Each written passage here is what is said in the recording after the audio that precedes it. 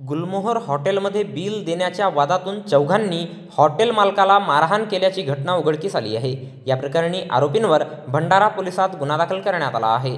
भंडारा शहरातील संत कबीर वार्ड येथील गजानन कुरंजेकर वय 45 वर्षे हे आपल्या गुलमोहर हॉटेलमध्ये हजर असताना दिनांक 18 जानेवारी रोजी सकाळी 10:30 वाजता दरम्यान आरोपी कुणाल रंगारी वय अंदाजे 25 वर्षे हा त्याच्या इतर 3 ते 4 मित्रांसोबत हॉटेलमध्ये जेवण करण्याकरिता आला आणि जेवण झाल्यानंतर गजानन हा बिल मागण्याकरिता गेला असता आरोपी कुणाल रंगारी याने तेरे से जो बनता है वो कर ले असे बोलून अश्लील शब्दात शिवीगाळ केली आणि त्याच्या अंगावर धावून थापडबुक्क्यांनी मारहाण केली।